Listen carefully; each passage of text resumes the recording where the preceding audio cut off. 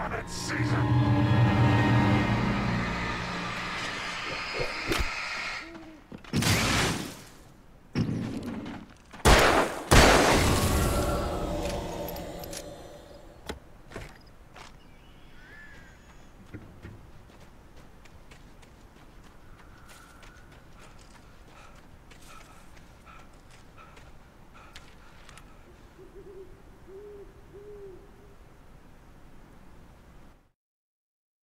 Rose knew she had been gushing, but right now she didn't care. As far as she was concerned, her brief meeting with Alan Wake was literally the high point of her life. She watched as he got in the car with his wife. She was pretty, confident, at ease with Wake. Not like Rose. They were perfect for each other. She'd have given anything to be called their friend.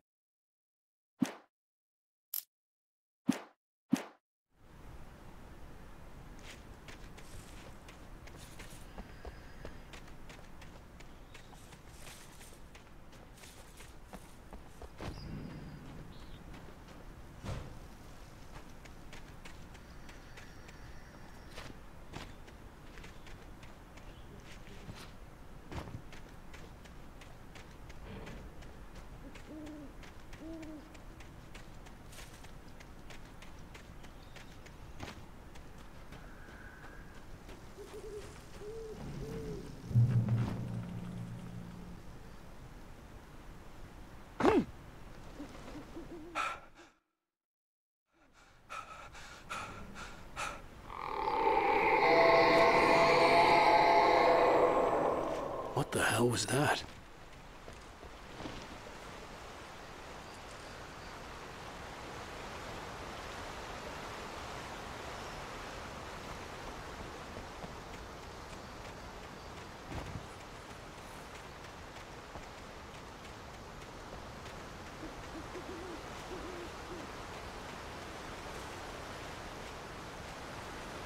When I saw the river below, something uncoiled itself inside my head. I realized that I'd have to find a way across. I didn't even want to look at the water.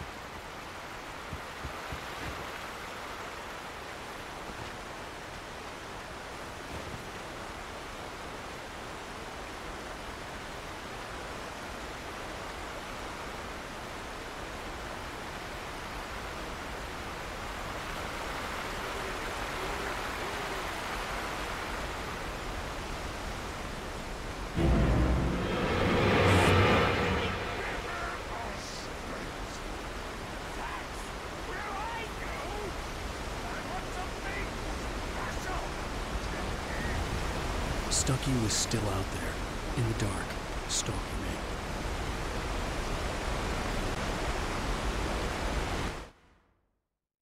Barry Wheeler was bouncing off the walls. He jumped on a plane after his calls were ignored by both Al and Alice for several days. It could mean that they were both on a second honeymoon, but Barry didn't buy it. Al had been way too unstable for that, not sleeping, messed up. Barry had years of experience dealing with Alan Wake, and he couldn't ignore it. Something was wrong.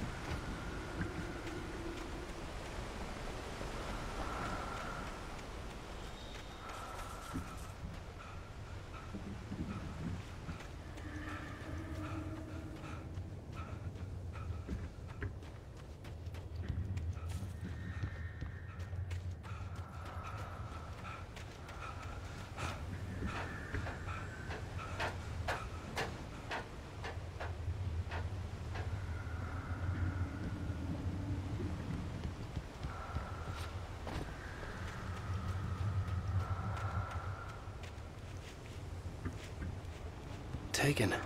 They're taken.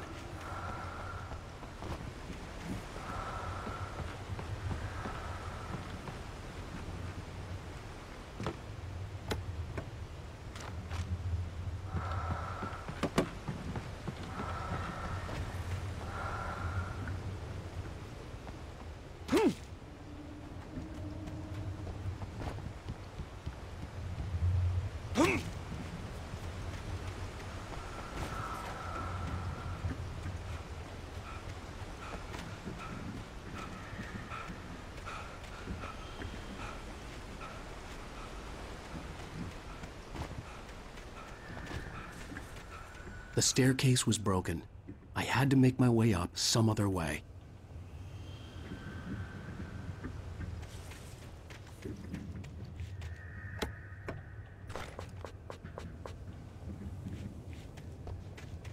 I couldn't stay here. There had to be a way to get up there.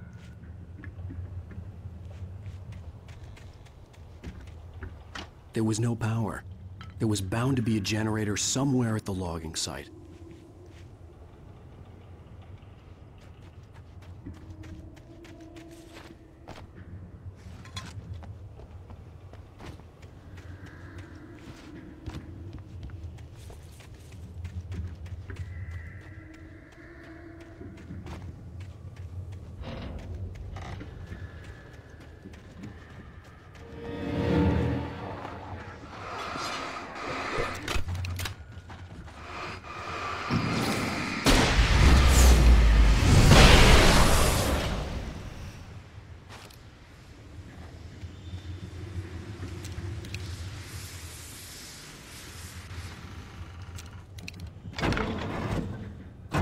With all this forestry equipment around, there had to be something I could use to reach the top.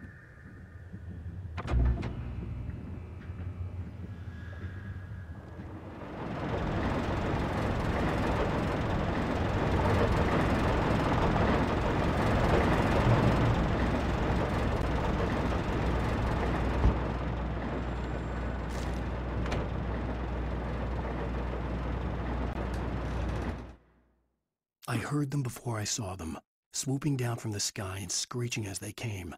I spun around just as the cloud was upon me. For an instant, I stared into 100 dead eyes, black pearls glittering in the darkness. I raised the flashlight and the swarm exploded like fireworks. Feathers burned, turned into ash. I couldn't hear my scream above theirs.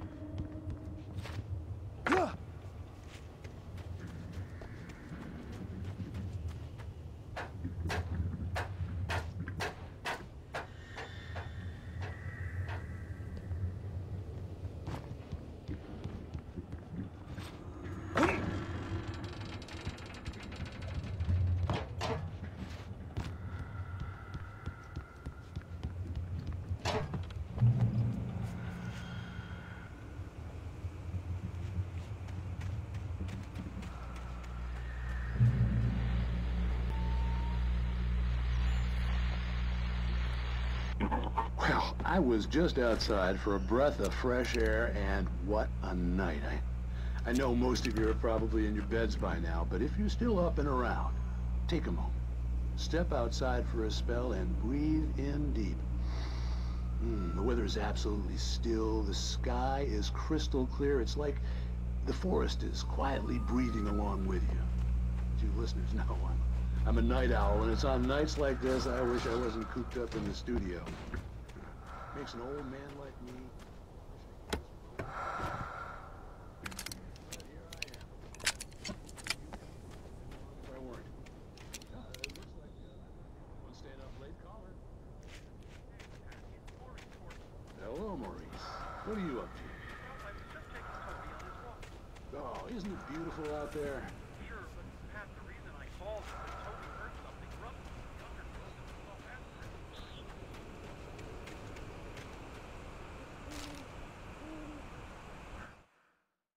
At first, I kept finding the pages as if by accident.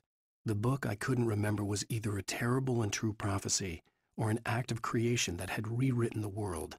I began to hunt the pages feverishly, for they held the answer to the mystery. With it, I could save myself. With it, I could save Alice.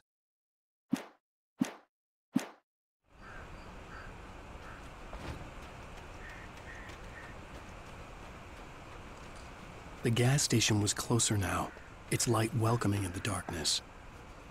Paul makes the best dogs in the state. Belly Burster is the best with no contest. Monster Dog is second best. The famous dog is...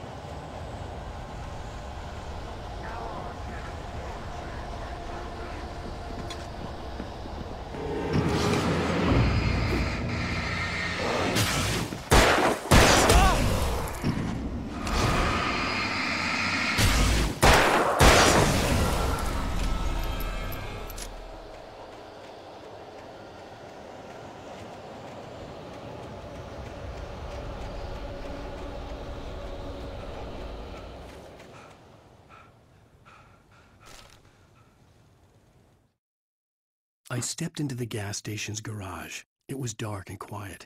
The place was a mess. It looked like someone trashed the place or that there'd been some kind of fight. Light spilled into the room through an open door at the back, and I made my way toward it. Without any warning, I was blinded by a bright light.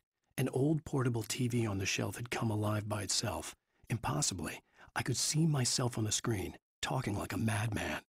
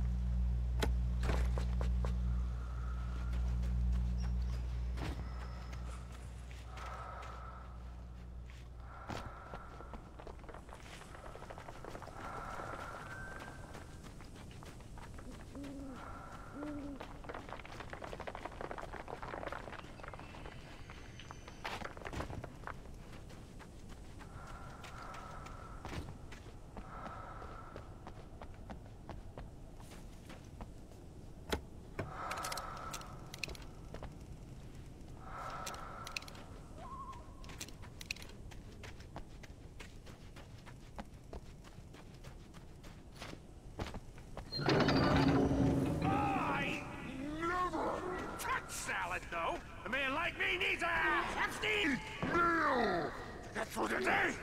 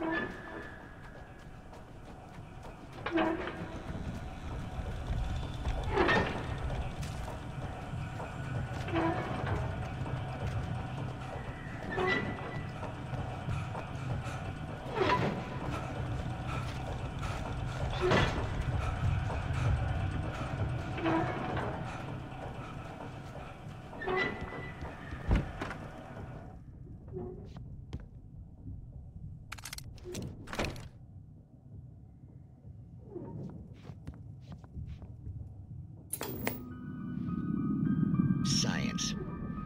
It bestows immortality on those who advance it to elevate all of mankind. I stepped into the gas station's garage. "The cabin on Cauldron Lake?" she asked. The sheriff looked at me suspiciously. The early morning light flooded through the office windows. I would probably never have gotten out of the woods alive without her help, but I couldn't tell her the truth of what I'd faced the previous night. She'd think I was lying or crazy. She'd lock me up, and she wouldn't help me find Alice. Newton, Einstein, Sagan, princes among men.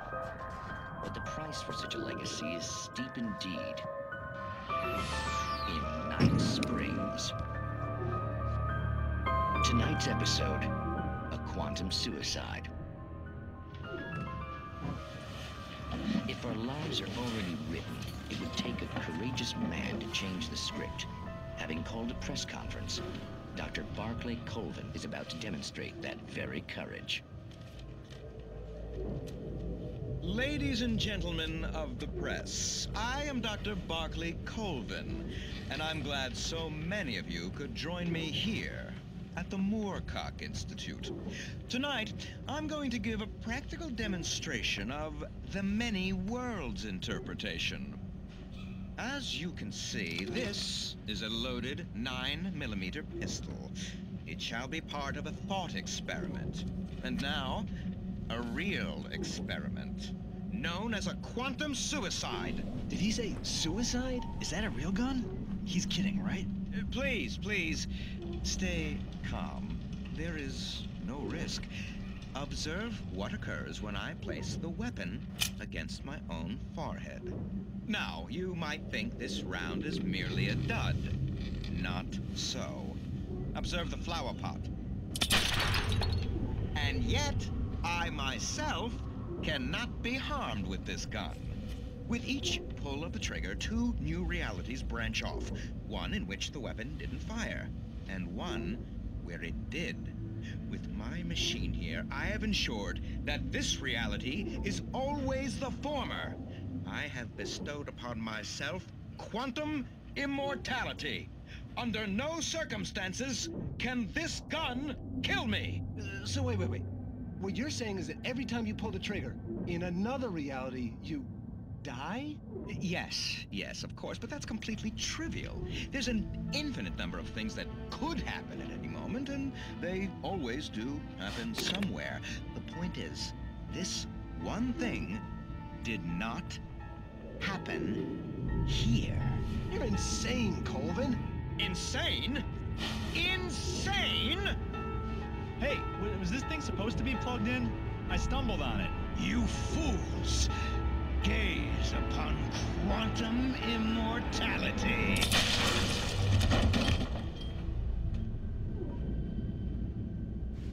Poor Dr. Colvin, felled by his own hubris or the ignorance of the masses. Perhaps He should have left the crate unopened, the decaying atom unobserved. Curiosity often kills the cat. In Night Springs.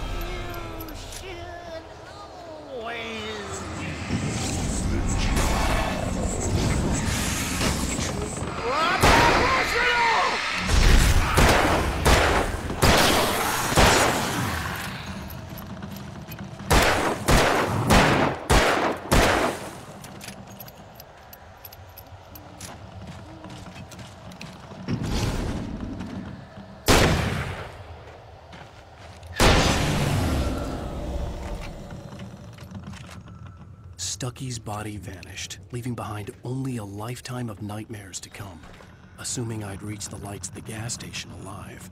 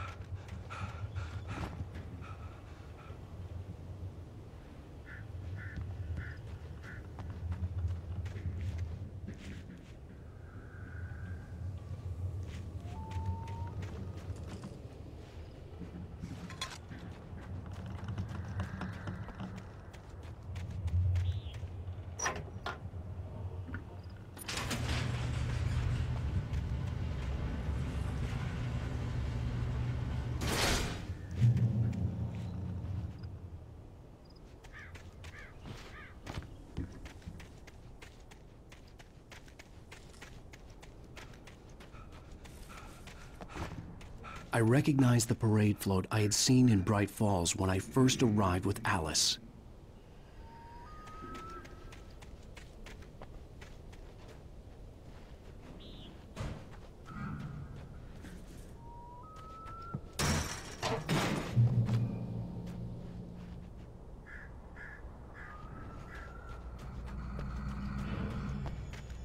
After the insanity I had just experienced in the darkness, the lights of the gas station felt comforting.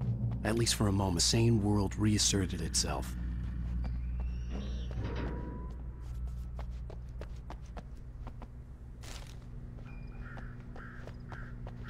The Deer Fest had been 2 weeks away when we arrived.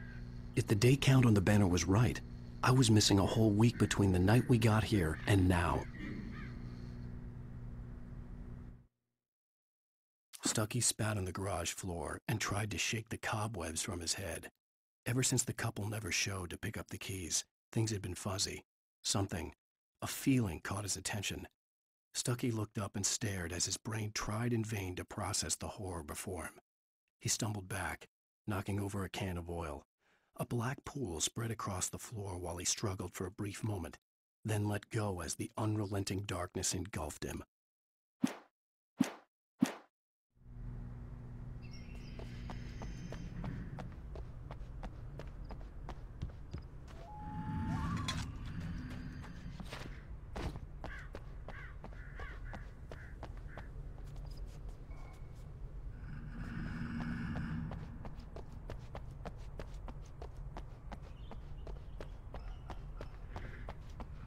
I had to get inside the gas station to find a phone to call for help.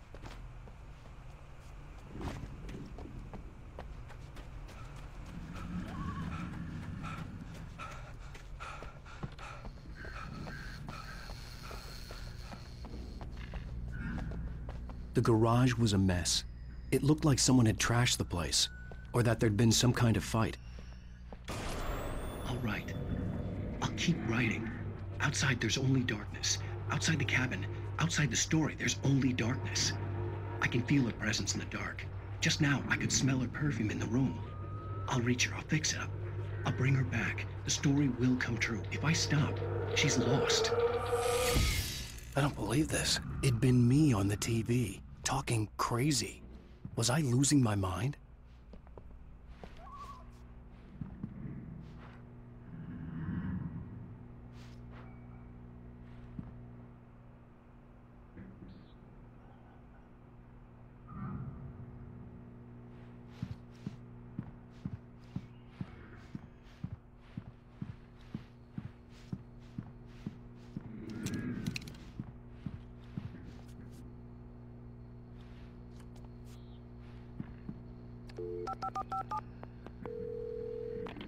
Great Falls Sheriff Station.